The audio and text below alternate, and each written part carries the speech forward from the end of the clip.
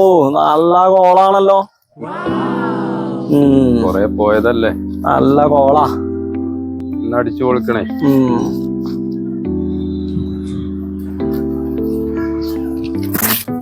ആ രഘു, പറയൂ രാജു. ഞാൻ കൊറേ നേരായി അവനെ വിളിക്കണേ. എന്നെ തെരഞ്ഞു കിടക്കേ. പിന്നെ അത് ഇല്ലാന്ന് പറയല്ലേ. ഞാൻ എന്താ വെച്ചാലേ ഞാന് ആകെ പ്രയാസപ്പെട്ടിക്ക.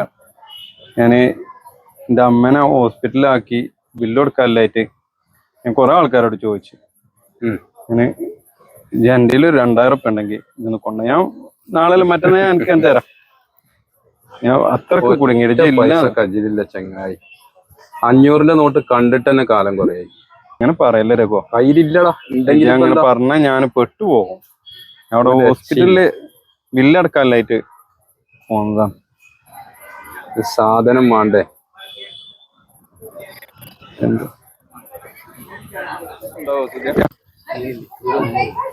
ആയിക്കോട്ടോ. ഞാൻ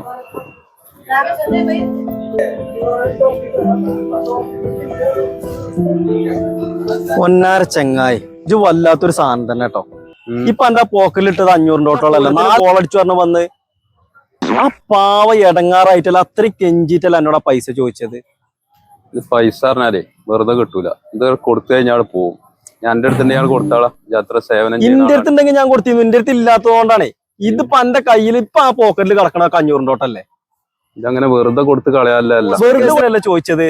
എന്റെ അടുത്ത് എന്റെ അടുത്ത് കൊടുത്താളാ. ഞാൻ ആ സേവനം നിർത്തിന്.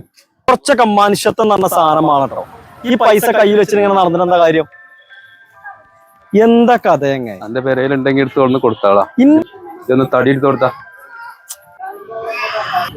ആ പിന്നെ ഒരു മിനിറ്റ്, പണ്ട് ഈ പോക്കറ്റിൽ കിടക്കണേനെ കടലാസിന്റെ വില മാത്രമേ ഉള്ളൂ. ചെലവാക്കുമ്പോഴേ പൈസ ആവുള്ളൂ. ഓർത്താ നന്ന്.